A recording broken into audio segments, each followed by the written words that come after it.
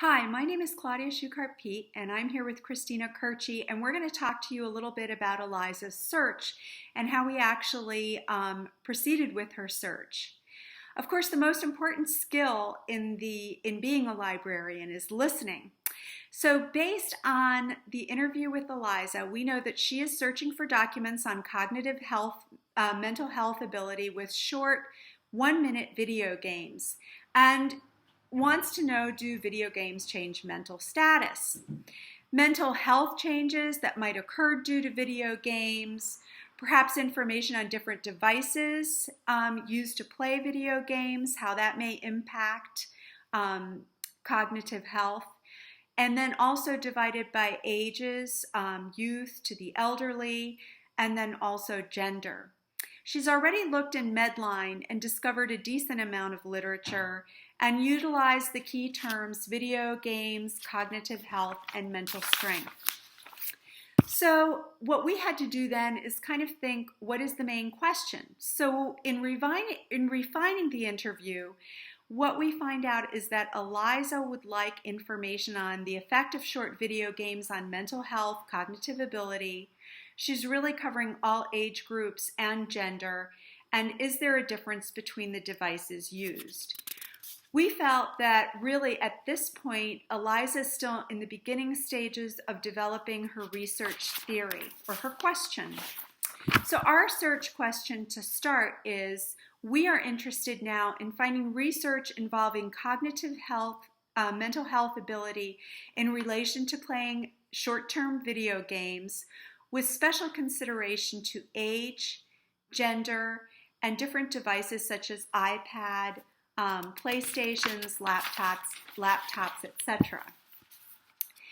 The databases we selected included PubMed because it's a free resource that provides not only access to Medline, which Eliza has already used, but it has the National Library of Medicine's database of citations and abstracts in the field of medicine, healthcare systems, and preclinical sciences.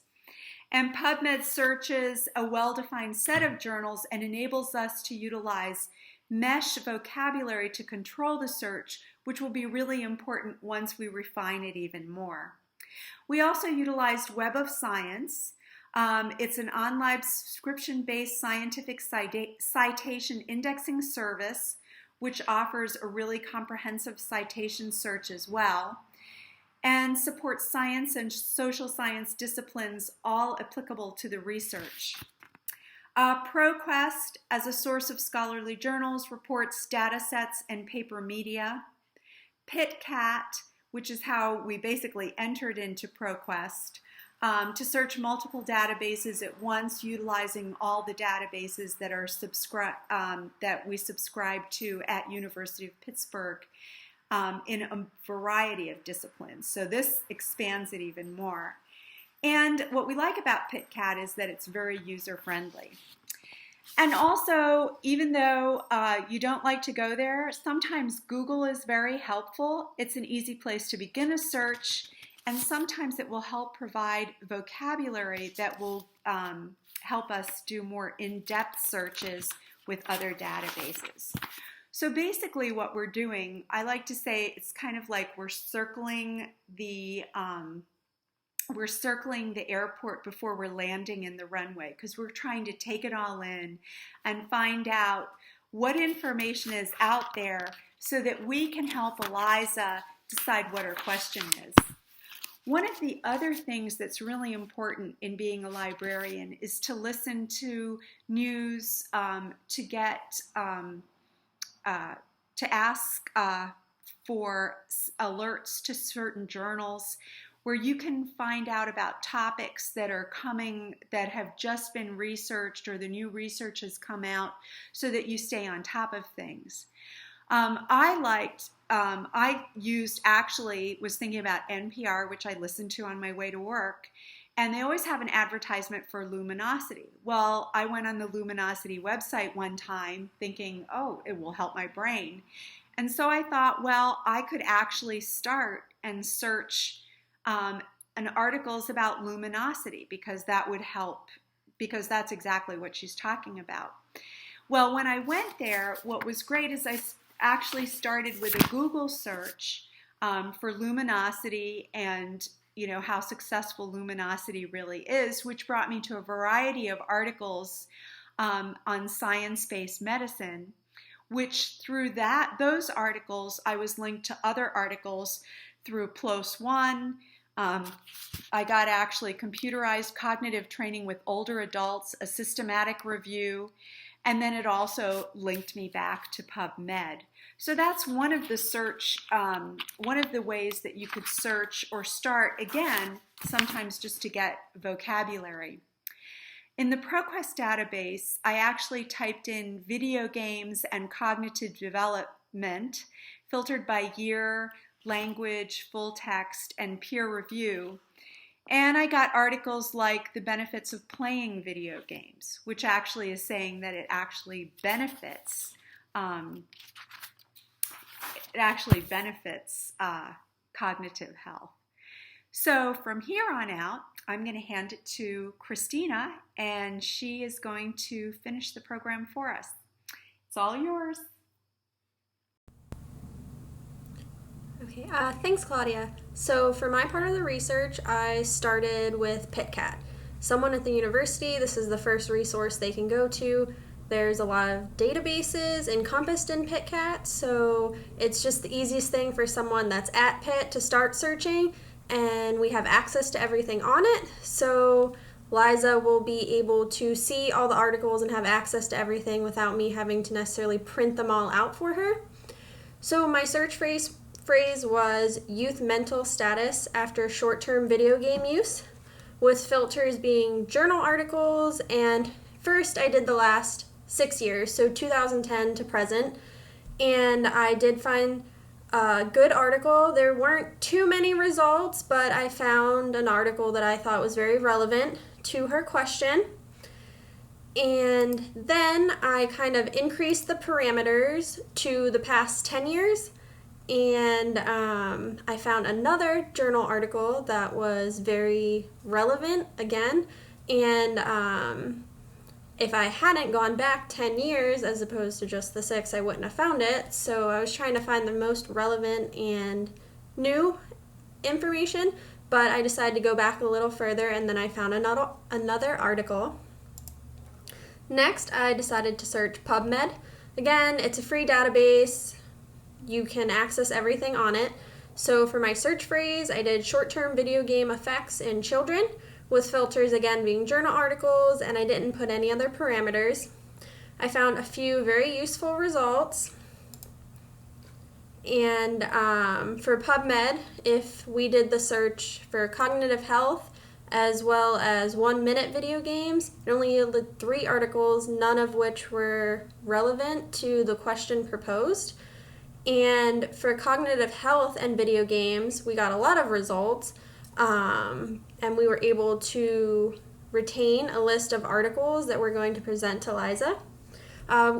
Initially, the search, we didn't do any filters. Since it was kind of a broad question, we were just kind of trying to find information as a whole. I also searched Web of Science, search terms being video game use, which was later refined, so I used some filters to include cognition, short-term video game use, as well as children.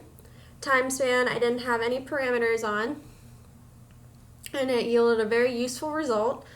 I did kind of take more of an approach on children, since that was mentioned in the research question in the YouTube video from Eliza. Claudia took more of a all-age route. So basically we searched generally first, and then if we didn't find articles that we thought were useful, we tried to narrow it down by setting parameters. It wasn't always necessary to set parameters. The search parameters themselves, if you start out with them, they can really change your results, and you just want to make sure that you generally search your term first and then start adding the parameters to narrow down what you find, as opposed to narrowing first and then not finding anything. The use of phrases such as use, and, or, not are really effective in the topic field if you know how to use them. So I would recommend Googling that and figuring out the search engine you're looking for, exactly how those terms are used and what they exclude by using them.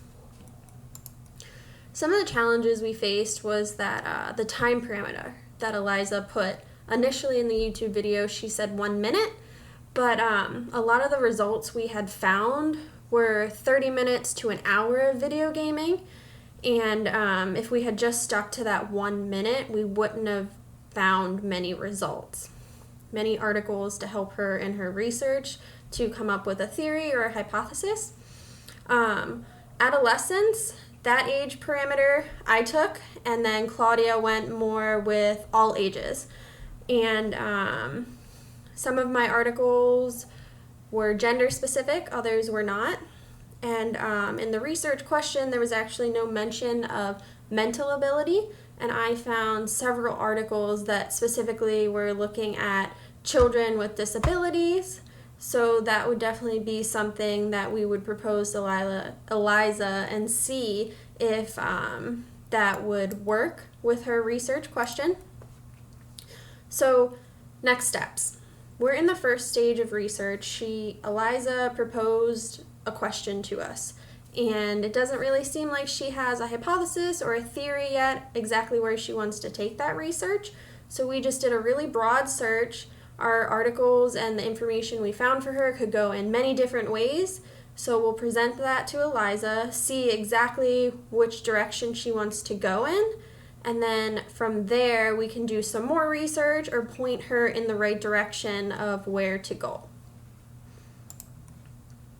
And for the collaboration between Claudia and myself, we used CourseWeb tools quite a bit, the file exchange and the discussion boards. We also did emails and some phone calls. And we decided the best way to present the articles was through the document that we're going to email to Professor LaRue. We are going to have the documents as well as abstracts or summaries, as well as a bibliography attached. So then Eliza can figure out which articles she wants to use, read through them, see which are helpful, and hopefully we'll be able to further research with her. Thank you. Have a good day.